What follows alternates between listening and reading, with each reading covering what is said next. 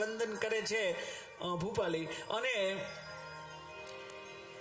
હવે નૈમિષારણ્યની પવિત્ર ભૂમિને વંદન કરી અને વ્યાસજી જ્યારે બે પ્રકારની વસ્તુના દર્શન કરાવે કે ભાગવતના વક્તા કેવા હોવા જોઈએ અને ભાગવતના શ્રોતા કેવા હોવા જોઈએ.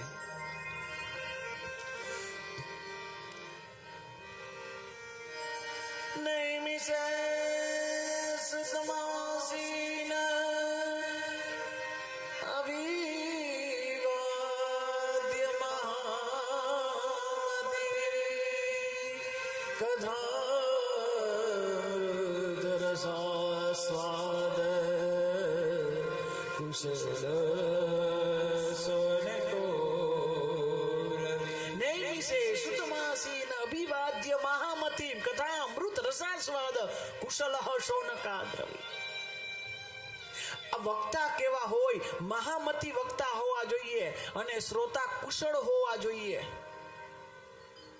સાંભળવાના ગુણ પણ હોવા જોઈએ. આજકાલ લોકોને સાંભળતા નથી આવડતું. સાંભળવામાં શું હતું? હું તો એ વારંવાર કહું છું કે વ્યાસપીઠ ઉપરથી શું બોલવું એ મારી જવાબદારી છે.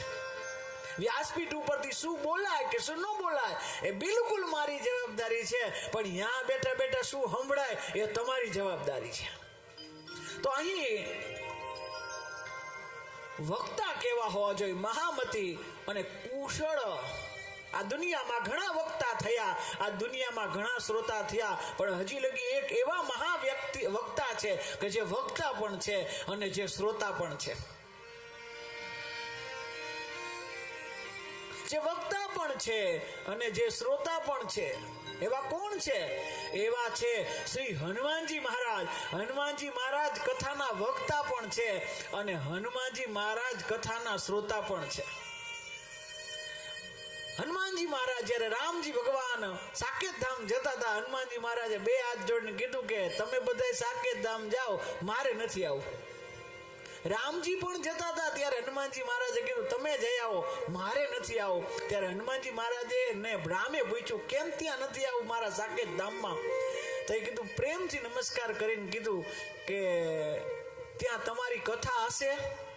સાકેત ધામમાં કથા થશે? તો રામજીએ ના પાડી. કથા વાર્તા તો કેવલ અહીંયા જ, આ પૃથ્વી લોકમાં જ કથા, ઉપર કથા ન થઈ શકે. તો કે છે કે તો પછી મારે એવા સાકેતમાં ન જવું કે જ્યાં કથા ન હોય.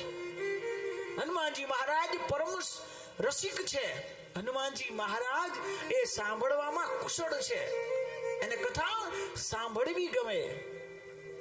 જ્યારે જ્યારે કથા હોય, જ્યારે જ્યારે કથા ચાલતી હોય ત્યારે કોઈ ને કોઈ રૂપમાં હનુમાનજી મહારાજ આવતા હોય. તો હનુમાનજી મહારાજ એ વક્તા પણ છે અને હનુમાનજી મહારાજ શ્રોતા પણ છે.